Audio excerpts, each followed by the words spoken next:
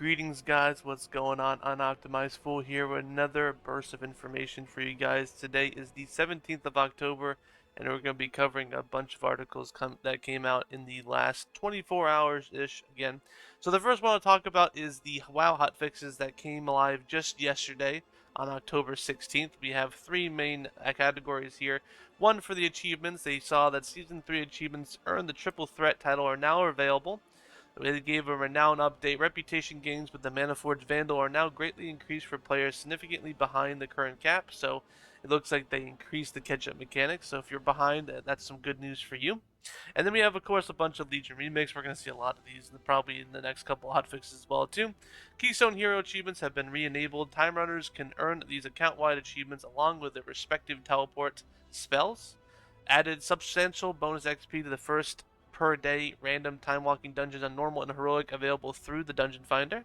So that's good because guess what, guys? You can level faster now if you do that. Again, that's going to be the first per day, by the way.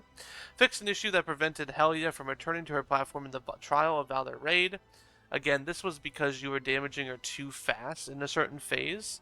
It's because there's a certain artifact power that spawns like that big giant fell guy that would do damage to her still, and that would cause her to glitch. I've only had this happen once, but hopefully it looks like they fixed it, so we'll see. They fixed an issue wherein the quest Make Haste Not Waste could sometimes fail to grant rewards. They reduced the amount of damage done by Dark Calling cast by the Devouring Darkness creature in High Mountain. They fixed an issue where some remix armor pieces would lose durability. The Infinites now have blessed their pieces with infinite and durable. Again, guys, you guys don't take any durability damage, so it seems like these random ones are causing issue. Again, you still get gold, but yeah, durability shouldn't be a thing, and thankfully they fixed hopefully all of them now.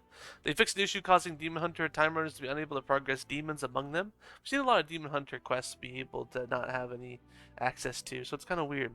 And the last one is Infinite Mysterious Portals in Darkland will now assist Retribution Paladin time runners returning to Plaguelands for their artifact acquisition questline. Again, a lot of Plagueland issues too with the Paladins, so they're starting to slowly get rid of them, but yeah, some issues there. Then we have another article here talking about Legion Remix. Keystone Hero achievements and teleports are now available again. Again, we saw these in the hotfixes here, but we have an official blue post here. So they put out a message here. Someone in the community said, please allow us to earn dungeon portals for the Dungeons and Region Remix.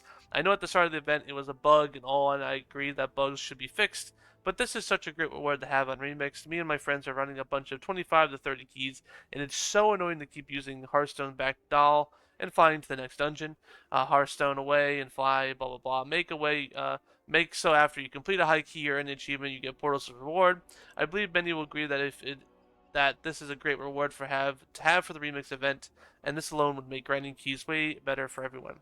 And then they put a blue post saying, hello, Keystone achievements have been re-enabled. Time runners can earn these account-wide achievements along with their respective teleport spells.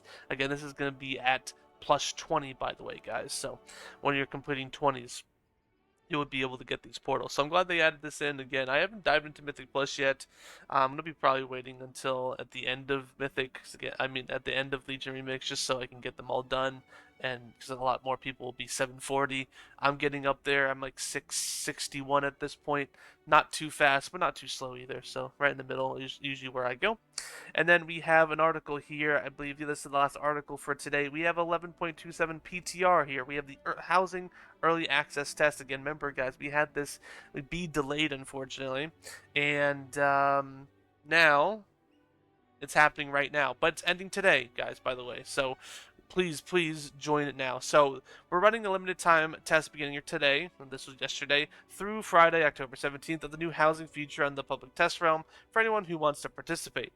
You won't need to have midnight on your account to take part. However, it's important to note that this test is for in-progress feature, and we may either periodically take down this test or cancel it at any point in the time as necessary. Again, they canceled the original one, and now this is a very limited one, so it looks like it's just going to be a stress test, but it's still available, obviously, so definitely jump into it right now.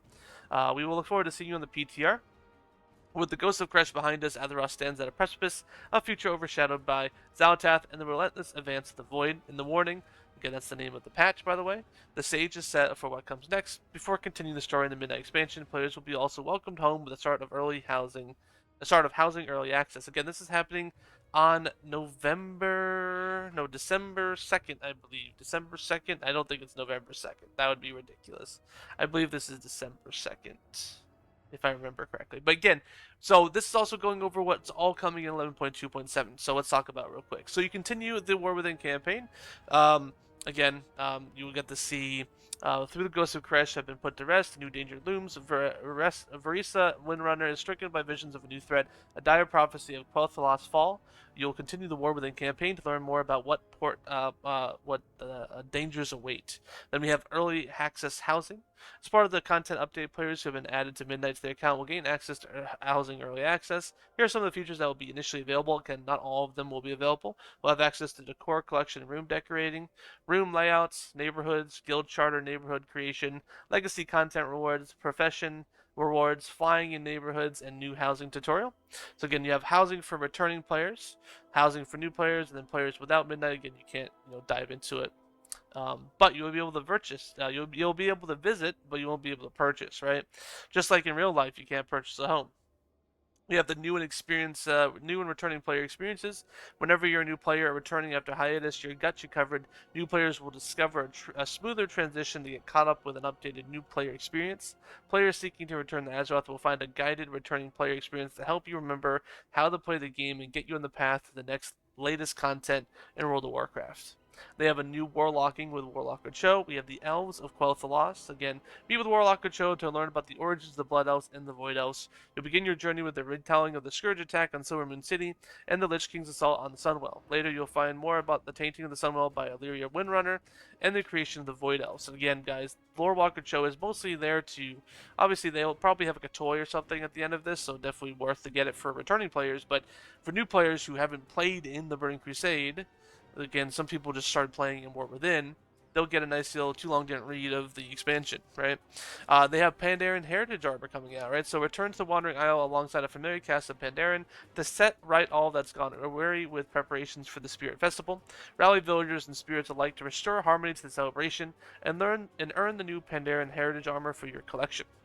Now we have Turbulent Time Waves also coming too. We have a lot of coming in 11.2.7. Once more, the Bronze Dragonflight has discovered growing disturbances in the time waves, with several rapidly intersecting our own. Players will work to take on 6 new dungeons from Shadowlands for the first time as part of this limited time 10-week event. Collect new rewards, earn the new meta achievements, and more. Again, they'll have a nice mount. Again, I think you have to complete 4 of the 10 weeks. Either 5 or 4, right? So, and then the Brawlers Guild returns. So that'll be neat too. And of course, too, right now, PTR is open. But yeah, guys, that's everything to talk about today, guys. Again, thank you for watching.